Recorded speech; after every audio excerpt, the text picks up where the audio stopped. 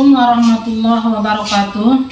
Perkenalkan, nama saya Saribani. Saya adalah mahasiswa PPG Batch 2 IAIN Langsa tahun 2024 sekaligus guru PAI di SD Negeri 383 Batu Mendom dengan nomor PPG 120254000449 dan nomor induk mahasiswa 1072024026.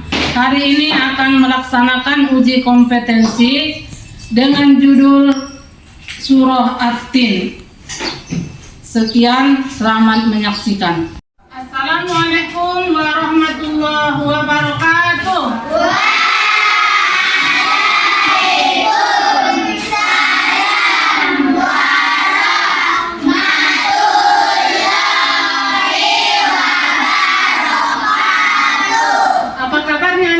Sekalian,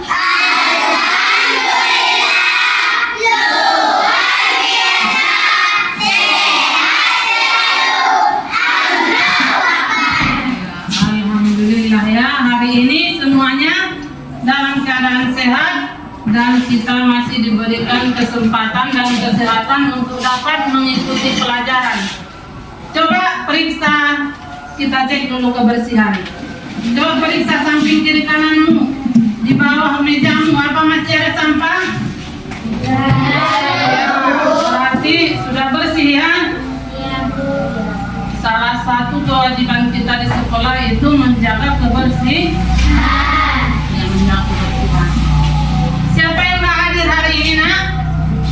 Ada yang absen hari ini? Ketua kelas, ada yang nggak masuk hari ini, nak? Siapa? Ya, hadir semua. Alhamdulillah ya, hadir semua hari ini. Jadi sebelum kita belajar, terlebih dahulu kita berdoa. Ketua kelas pimpin doanya. Sedang kita memulai pelajaran, marilah kita berdoa.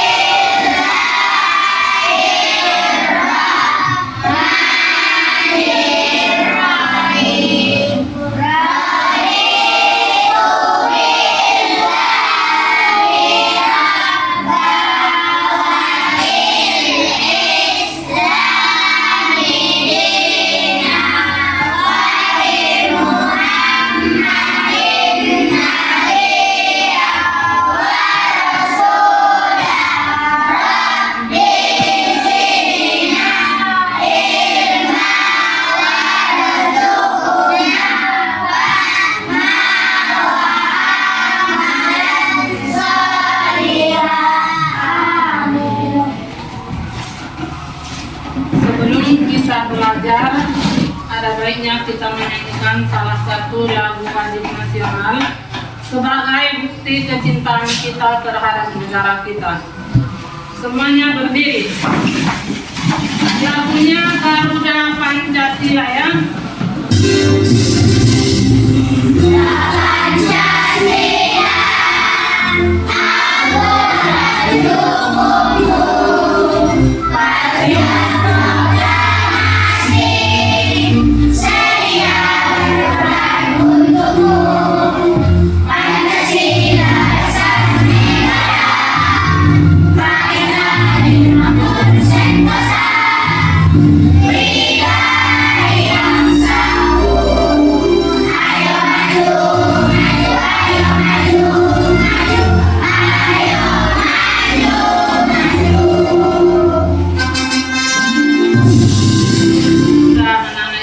Silakan duduk kembali ya.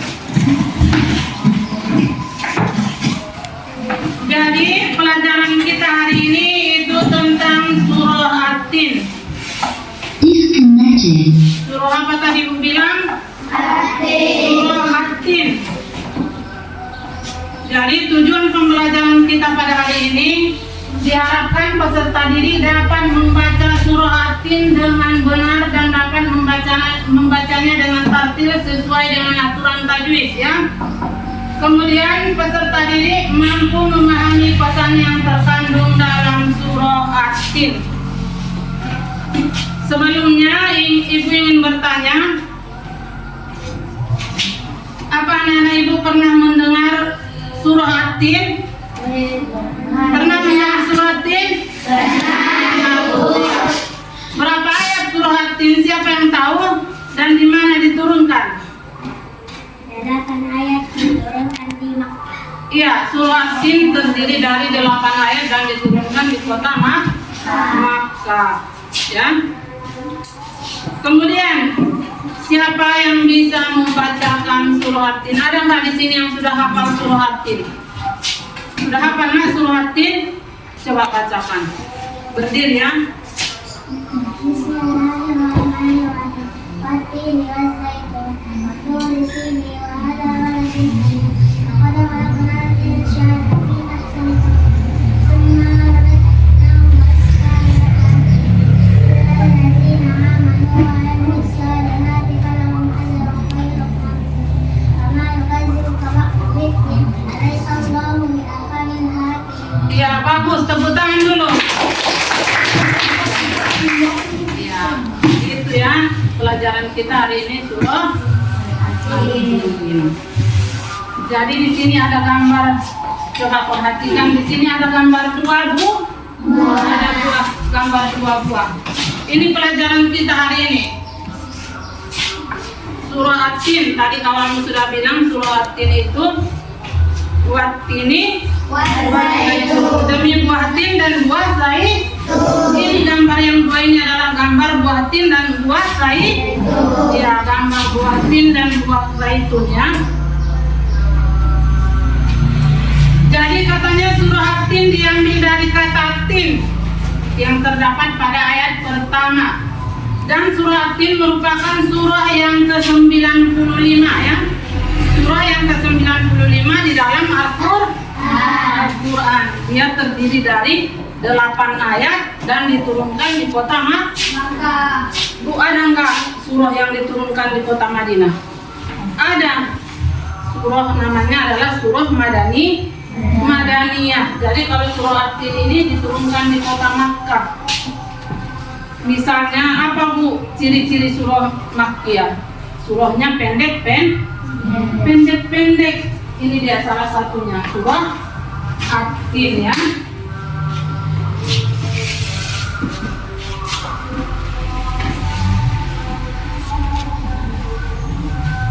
Coba sama-sama kita baca dulu surah At-Tin ya. Sama-sama kita baca surah At-Tin. Semuanya. Bismillahirrahmanirrahim.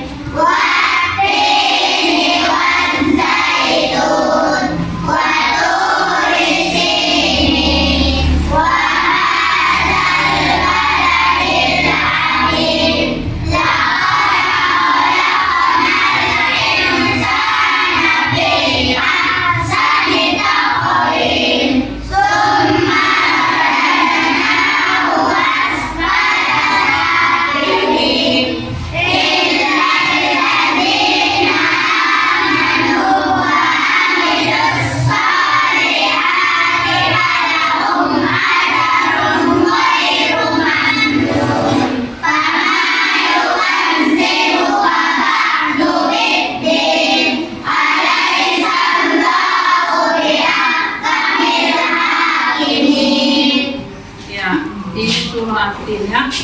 Coba tadi Ibu bilang tujuan pembelajaran kita, Ibu harapkan anak-anak Ibu bisa membaca surah At-Tin dengan benar sesuai dengan tajwid. Coba kita perhatikan ya. Di ayat ketiga, laqad khalaqnal insana fi ahsani taqwim. Di situ ada hukum tajwid. Belum mati berjumpa dengan sin. Siapa yang tahu apa itu hukum tajwidnya? Apa nah? Iya, bagus, tepuk tangan. Ya, hukum tajwidnya adalah ini apa? Kemudian di ayat ke-6, ajarun ghairu mamnun. Tanwin berjumpa dengan ogin. Apa hukum tajwidnya? Siapa yang tahu? Nah, tunjuk tanganmu. Apa? Iya, bagus, tepuk tangan ya. Jadi kalau kita belajar Al-Quran itu kita harus tahu hukum tajwidnya. Kemudian wattini wal zaitun itu ayat yang pertama ya. Apa artinya?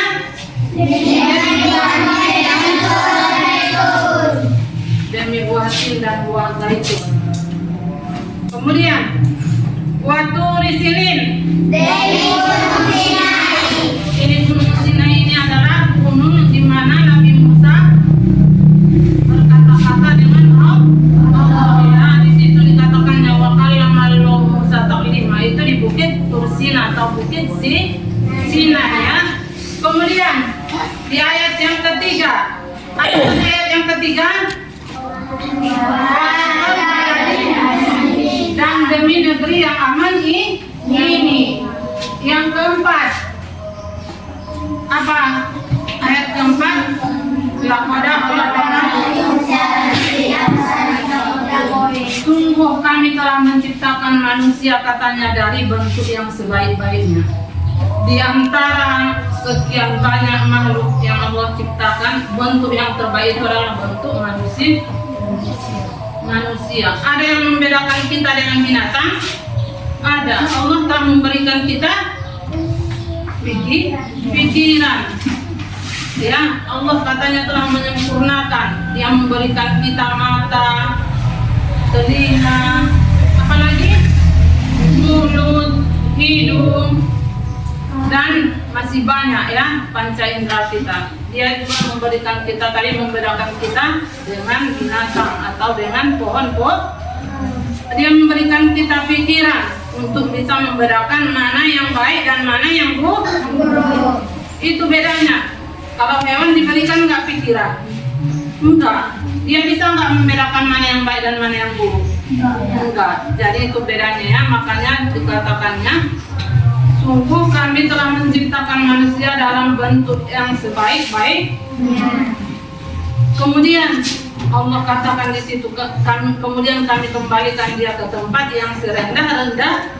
Maksudnya kemana itu kita dikembalikan? Ke tanah. Asal mula penciptaan kita dari mana? Dari tanah, dan dikembalikan juga ke tanah.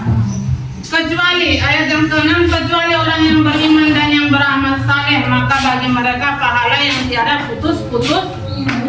Ya, orang yang beriman dan yang beramal saleh katanya pahalanya akan terus mengalir, tidak ada putus-putusnya. Dan dia kelak ditempatkan di mana? Di surga. Enak nggak hidup di surga? Enak. Mana lebih enak hidup di surga atau di dunia? Di surga. Makanya selagi kita hidup di dunia harus banyak berbuat baik, harus banyak beramal soleh. Yang selanjutnya ayat ke-7, maka apakah kecuali katanya yang ke-7, maka apakah yang menyebabkan kamu mendustakan hari pembalasan sesudah adanya keterangan itu? Apa yang menyebabkan kita mendustakan hari pembalasan? Ada nggak di sini yang tidak percaya kalau hari pembalasan itu pasti ada? Percaya nggak kita hari pembalasan itu ada? Percaya. Di mana itu hari pembalasan itu? Nanti sesudah hari kiamat dan sesudah kita dihidupkan kembali di padang mahsyar, nanti kita akan dibalas ya. Makanya dikatakannya hari pembalasan. Kalau kamu berbuat baik selama di dunia, nanti kita akan dibalas dengan kebaikan. Balasannya apa, Bu? Surga. Tapi apabila kita berbuat jahat, balasannya di mana? Neraka itu bukit mana? Di dalam neraka itu terdapat katanya siksa yang sangat kejam, sangat pedih. Apinya lebih panas dari api yang ada di dunia. Makanannya di sana ada yang bagi orang yang berbuat jahat katanya makanannya nanti terbuat dari makanan-makanan berduri, makanan busuk. Minumnya minum air yang air yang panas, air yang mendidih. Ya. Selanjutnya, bukankah Allah hakim yang paling adil? Alaihissallahu biahkamil hakimin, katanya Allah itu adalah hakim yang paling adil. Gak ada nanti yang hilang dari catatan malaikat, tidak ada nanti sekecil apapun dosa atau perbuatan yang tidak dibalas, semuanya katanya akan dibalas. Sudah? Sampai di situ ada yang ingin bertanya? Maksud negeri yang aman dalam surah At-Tin. Iya, ada kawan yang bertanya, maksud negeri yang aman dalam surah At-Tin itu negeri mana? Negeri Makkah. Kenapa dikatakan negeri Makkah itu negeri yang aman? Ya, baik itu katanya sebelum Nabi Muhammad berpindah dari kota Makkah ke kota Madinah, mulai dari dulu sampai sekarang negeri Makkah itu adalah negeri yang paling aman, ya. Makanya yang dikatakannya negeri yang aman itu adalah negeri Makkah, ya. Ada lagi? Yang surah At-Tin tergolong surah Makkiyah. Iya, kenapa dikatakan surah Makkiyah? Karena surah At-Tin itu diturunkan sebelum Nabi hijrah atau berpindah dari kota Makkah ke kota Madinah. Jadi kalau surah yang diturunkan di kota Madinah itu namanya bukan lagi surah Makkiyah, tetapi surah Madaniyah, ya. Ada lagi yang ingin ditanyakan? Tidak. Kalau tidak ada lagi yang ingin ditanyakan, sekarang kita bentuk kelompok, ya. Kita bentuk kelompok. Coba ini kelompok 1, kelompok 2, kelompok 3 dan kelompok 4. 1, 2, 3 dan 4. Ingat kelompokmu, ya. Ibu nanti akan beri tugas, ya. Ada di sini nanti cerita yang harus kamu baca dan yang harus kamu jawab. Semuanya bekerja. Jangan satu orang, ya. Semuanya baca dulu. Kemudian habis dibaca, diskusikan apa diskusikan apa jawabannya, ya.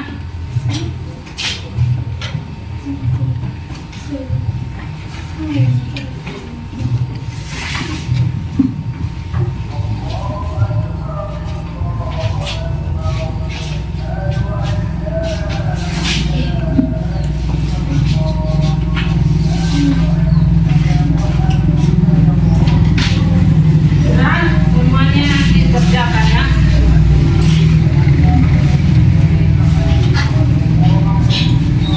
Sudah semuanya kerjakan.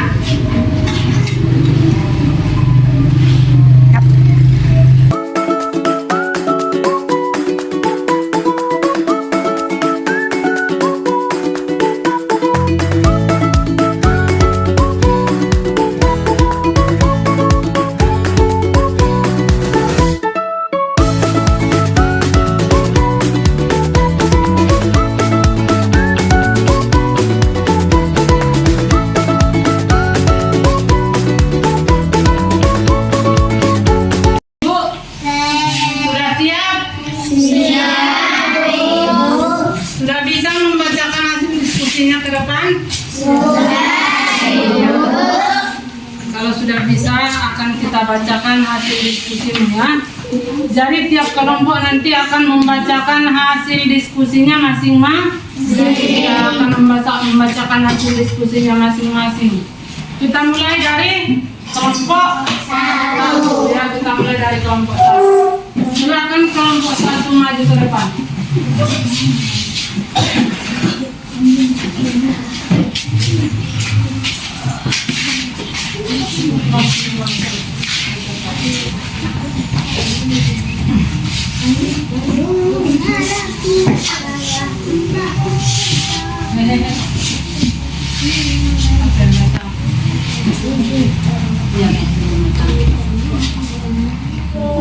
Tinggal perjalanan hidup di sebuah desa yang damai, terdapat kecintaan yang kecil yang ditanam tanam berbagai pohon dan buah. Salah satu pohon yang paling menonjol adalah pohon tin yang tumbuh subur dan menghasilkan pohon yang lezat.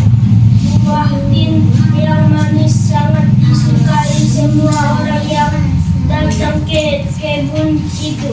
Suatu hari ada seorang anak muda yang bernama Adam datang ke kebun tersebut.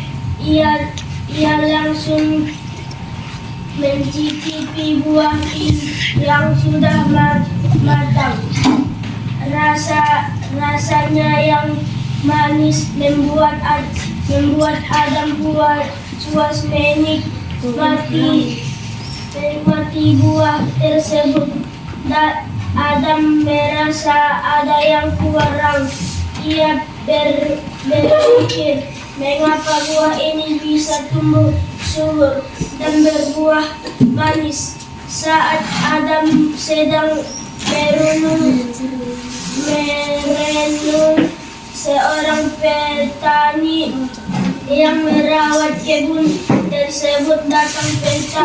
Petani itu tersenyum dan berkata, pohon tin bisa tumbuh subur karena diberi perhatian seperti pengairan yang cukup dan pupuk. Selain itu, pohon adalah pemberian Tuhan. Kami hanya merawatnya. Adam mendengarkan dengan seksama dan berkata, apa yang bisa saya pelajari dari pohon tersebut. Petani itu menjawab, kamu seperti pohon ini, Adam. Tuhan telah memberimu potensi yang baik agar hidupmu menjadi baik. Kamu harus merawat dan menjaga potensi itu. Hidupmu juga akan baik jika kamu menjaga diri. Lalu Adam terdiam dan menyadari bahwa hidup yang baik adalah hasil dari usaha dan perhatian. Sejak saat itu Adam berjanji untuk menjaga potensi dalam dirinya untuk menjadi manfaat bagi orang lain. Kami dari kelompok satu ingin membaca hasil diskusi kami yang akan dilakukan oleh kawan kami.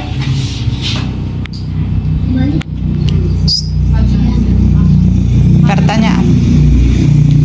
Satu, apa yang Adam pelajari dari pohon tin dalam cerita?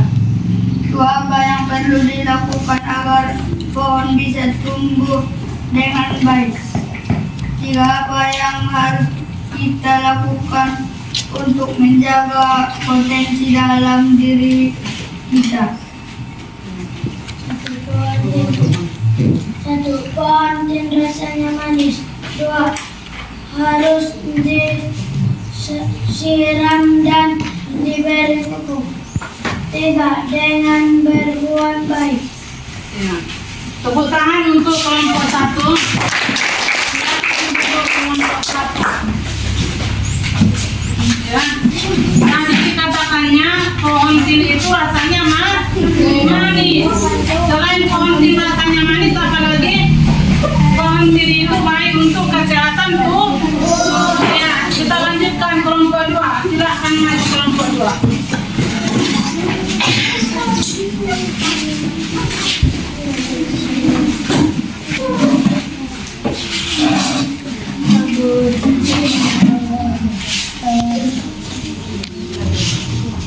sebuah desa yang damai terdapat kebun kecil yang ditanami berbuah-buah. Salah satu pohon yang paling menonjol adalah pohon beringin yang tumbuh subur dan menghasilkan pohon yang lebat. Buah beringin yang manis sangat disukai semua orang yang berada di kebun. Suatu hari ada seorang anak muda yang bernama Adam datang ke kebun tersebut. Dia langsung mencicipi buah beringin yang sudah matang. Rasanya yang manis membuat Adam terus menarik buah tersebut. Adam merasa ada yang kurang. Ia berpikir, kenapa buah ini bisa tumbuh subur dan berbuah manis? Saat Adam sedang merenung, seorang petani yang merawat kebun tersebut datang. Petani itu tersenyum. Ia berkata, pohon ini bisa tumbuh subur karena diberi perhatian seperti pengairan yang cukup dan tumbuh. Selain itu, pohon adalah pemberi asuhan. Kami hanya merawatnya. Adam mendengar dengan seksama dan berkata, apa yang bisa saya pelajari dari pohon tersebut? Petani itu menjawab, kamu seperti pohon ini, Adam. Tuhan telah memberi potensi yang baik agar kehidupan menjadi baik. Kamu harus merawat dan menjaga potensi itu. Hidupmu juga akan baik jika kamu menjaga diri. Lalu Adam terdiam dan menyadari bahwa hidup yang baik adalah hasil dari usaha dan perhatian. Sejak saat itu Adam berjanji untuk menjaga potensi dalam dirinya untuk menjadi baik bagi orang lain. Kami dari kelompok 2 ingin membacakan hasil diskusi kami yang akan dibacakan oleh kawan kami. 1. Apa yang Adam pelajari dari pohon dalam cerita? 2. Apa yang perlu dilakukan agar pohon bisa tumbuh dengan baik? 3. Apa yang harus kita lakukan untuk menjaga potensi dalam diri? 1. Pohon tin rasanya manis. 2. Harus disiram dengan diberi pupuk. 3. Dengan berbuat baik. Ya, tepuk tangan untuk kelompok 2. Jadi katanya untuk menjaga potensi yang ada di dalam diri kita, kalau menurut kelompok 2 itu dengan berbuat baik, perbanyaklah berbuat baik dan beramal soleh. Ya, itu menurut kelompok 2 ya. Selanjutnya kelompok 3, silakan bacakan hasil diskusi.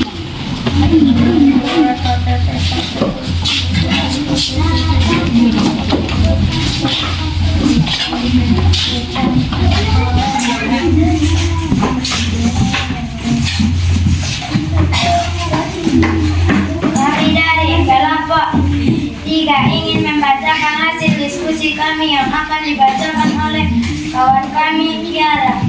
Kalau tidak berdalam hidup di sebuah desa yang damai, terdapat kebun kecil yang ditanami sebagai pohon dan buah.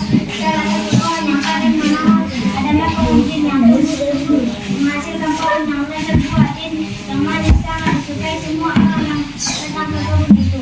Suatu hari ada seorang anak muda yang bernama Adam datang ke kebun tersebut. Ia langsung mencicipi buah tin yang sudah matang. Rasanya yang manis lembut membuat Adam puas menikmati buah tersebut. Adam merasa ada yang kurang. Ia berpikir, mengapa buah ini bisa subur dan berbuah manis. Saat Adam sedang merenung, seorang petani yang merawat kebun tersebut datang. Petani itu tersenyum dan berkata, pohon ini bisa tumbuh subur karena diberi perhatian seperti pengarian yang cukup dan pupuk merawatnya.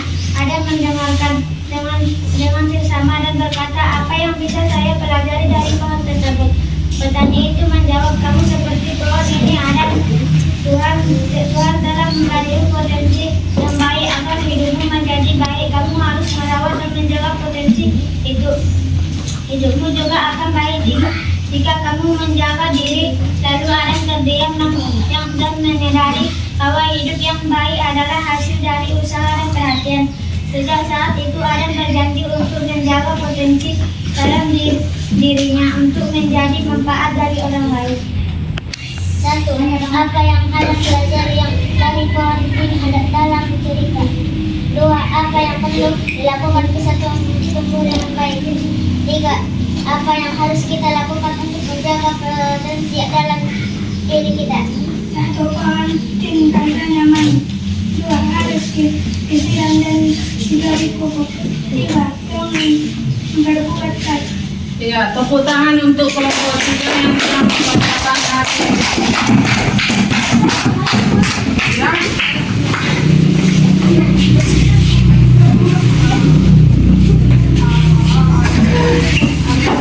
Nanti jawab dari tangannya di dalam.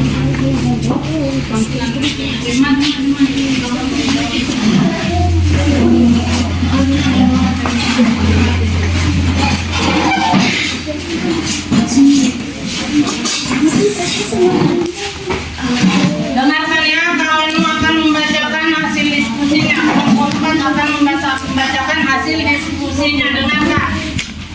Kami dari kelompok 4 ingin membacakan hasil diskusi kami yang akan dibacakan oleh kawan kami yang bernama Paulina. Pohon tin dan perjalanan hidup. Di situ ada serangga kecil yang ditanami berbagai pohon dan buah. Salah satu pohon yang paling muncul adalah pohon tin yang tumbuh subur dan menghasilkan pohon yang lezat. Buah tin yang manis sangat disukai semua orang yang datang ke kebun itu. Suatu hari ada seorang anak muda yang bernama Adam datang ke kebun tersebut. Dalam mencicipi buah tin yang sudah matang rasanya, yang manis membuat Adam puas menikmati buah tersebut. Adam merasa ada yang kurang. Tak berpikir, mengapa buah ini bisa tumbuh subur dan berbuah manis. Saat Adam sedang merenung, seorang petani yang merawat kebun tersebut datang. Petani itu tersenyum dan berkata, pohon tin bisa tumbuh subur karena diberi perhatian, seperti pengairan yang cukup dan pupuk. Selain itu, pohon adalah pemberian Tuhan. Kami hanya merawatnya. Adam mendengarkan dengan seksama, lalu berkata, apa yang bisa saya pelajari dari pohon tersebut? Petani itu menjawab, kamu seperti pohon ini Adam. Tuhan telah memberimu potensi yang baik agar hidupmu menjadi baik. Kamu harus merawat dan menjaga potensi itu. Hidupmu juga akan baik jika kamu menjaga diri dari Adam, berdiam dan menyadari bahwa hidup yang baik adalah hasil dari usaha dan menjaga potensi dalam dirinya menjadi manfaat bagi orang lain. 1. Apa yang Adam pelajari dari pohon tin agar dalam cerita? 2. Apa yang perlu dilakukan agar pohon bisa tumbuh dengan baik? 3. Apa yang harus kita lakukan untuk menjaga potensi dalam diri kita? Pohon tin sukai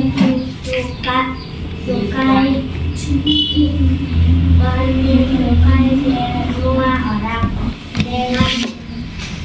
dengan memelihara pohon, dengan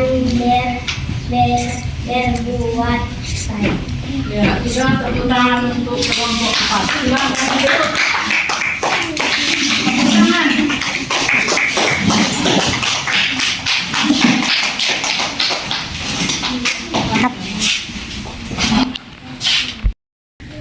Masih semangat anak-anak ibu?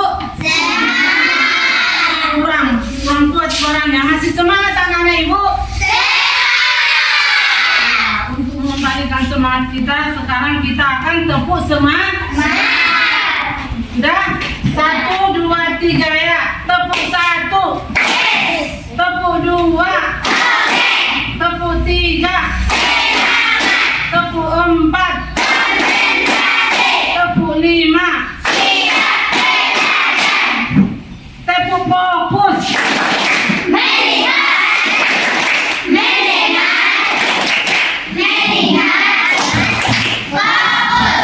Sudah, masih fokus kan?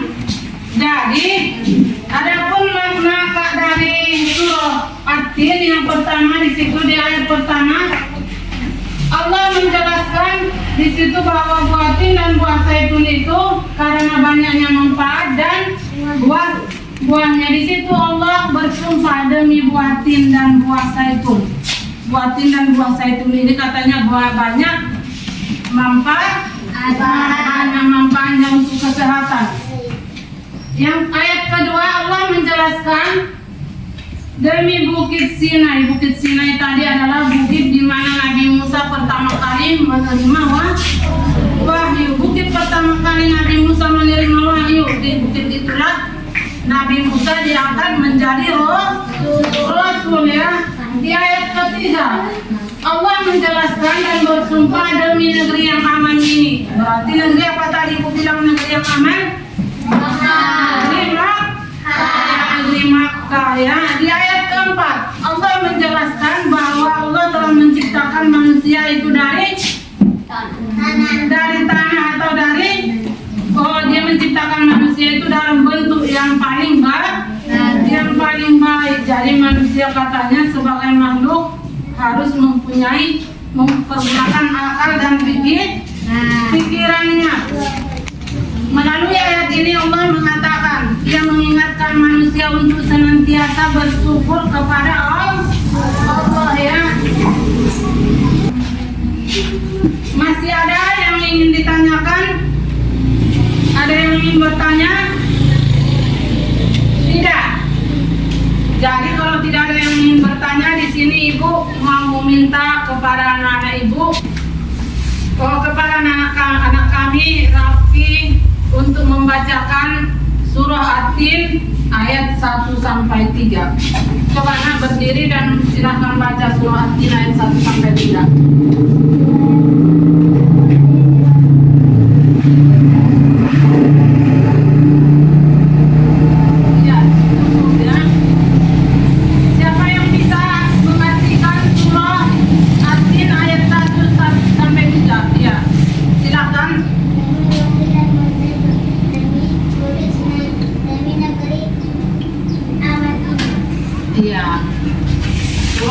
Ayat pertama sampai ketiga tadi sudah dibacakan kawan. Silahkan anak-anak Ibu nanti hafal kembali di rumah surah At-Tin beserta artinya. Jadi dari pelajaran kita hari ini kita ambil kesimpulan yang pertama, surah At-Tin mengajarkan kita untuk bersyukur atas nikmat Allah. Dia telah menciptakan kita katanya dengan bentuk yang sebaik-baiknya. Dia telah menyempurnakan penciptaan kita. Coba bayangkan seandainya kita tidak diberikan akal, berarti kita tidak berbeda dengan binatang. Jadi Allah katanya telah menyempurnakan kejadian kita. Kemudian surah ini mengingatkan kita untuk memperbaiki diri. Maksud memperbaiki diri itu bagaimana? Mulai dari sekarang perbanyak berbuat baik. Yang dulunya kita jahat, mulai dari sekarang tanamkan dalam dirimu, saya harus menjadi orang yang lebih baik ya. Kemudian dan menjalani hidup yang bermanfaat ya. Bagaimana maksud hidup yang bermanfaat? Hidup kita ini jangan disia-sia. Usahakan hidupmu bermanfaat, baik itu untuk keluarga, sahabat, dan orang tua. Janji Allah katanya bagi orang yang beriman dan yang beramal saleh sangat besar. Sementara ancaman bagi orang yang mengingkarinya, artinya ancaman bagi orang yang berbuat jahat itu sangat pedih. Jadi kita harus bisa memilih mana yang benar dan mana yang salah, mana yang benar dan mana yang salah, dan beramal baik untuk meraih berkah dan keselamatan dunia akhirat.